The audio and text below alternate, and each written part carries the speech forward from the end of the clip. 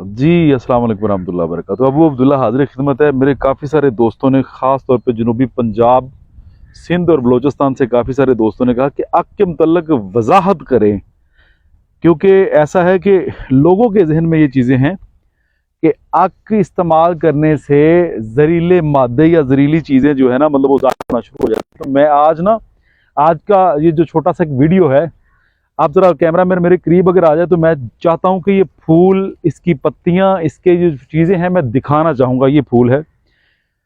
Number एक तो लोगों के जहन में ये चीज़ है कि आग की जहर है।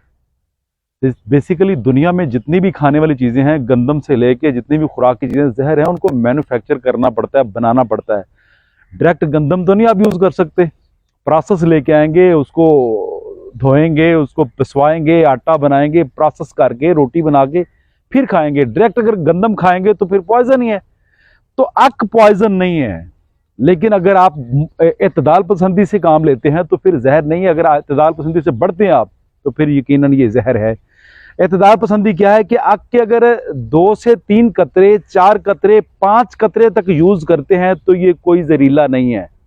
लेकिन बाज लोग जो है हसास होते हैं, हसास तबीयत के मालिक होते हैं, तो उनको प्रॉब्लम काफ़ी सारी हो जाती है। तो आग को यूज़ कैसे करना है, आग को इस्तेमाल कैसे करना है, ये मैं कोशिश करूंगा आज डिफाइन कर दूं ताकि मेरे दोस्तों को पता चल जाए। इसके फूल भी हैं, इसके पत्ते भी हैं, इसका सक भी है, इसका जड़ भी है और ये इसका फल है। ज़रा करीब से दिखा दें जी ज़रा। ये इसका फल है। फल भी बहुत ज़्यादा इसमें रुई होती है। जितने भी राशा के मरीज़ हैं जिनके सर और हाथ पांव हिलते हैं, इसकी रुई का अगर तकिया बना के यूज़ किया जाए तो यकीनन विद इन 1 वीक मरीज़ ठीक हो सकता है, जो राशे का मरीज़ है, जो वाइब्रेट करता है।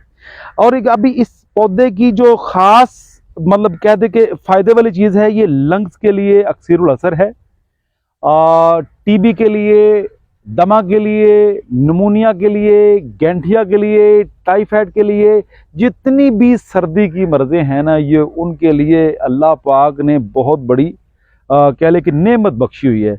आम जितने लोग जिनको खांसी आती है उनके लिए एक छोटी सी चीज़ बता रहा हूँ। ये फूल है। फूल को तोड़िए, इसके पत्ते साइड पे कर दीजिए। इसमें से एक लौंग निकलता है। ये मैं लौंग आपको निकाल के दिखा देता हूँ। मेरे जितने भी दोस्त हैं ये देख लें। ये लौंग है, ये अक का लौंग है। ये फूल नमा जो आपको नज़र आ रहा है, इस लौंग को सिर्फ लेना है। 2 से 3 लौंग आप यूज़ कर सकते हैं हालत बीमारी में, खांसी जैसी मर्जी हो।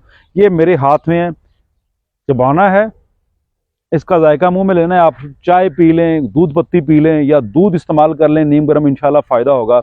और जो मेरे दोस्त काफ़ी सारे कमेंट में कहते हैं कि ये तो जहर है, जो मैं जहर आपके सामने खा रहा हूँ, भाई जहर की एक मिकदार है जितनी मैं ले रहा हूँ। इसमें कोई शक नहीं है कि सिमी असरात रखती है, जहरीली है। सारे लोग इसको इस्तेमाल करें ना करें ये उनकी मर्जी है, लेकिन हद से तजावज़ अगर आप खाना भी खा लेते हैं, तजावज़ करते हैं, ये ओवर ईटिंग भी आप कर लेते हैं तो फिर भी आपको प्रॉब्लम हो जाएगी।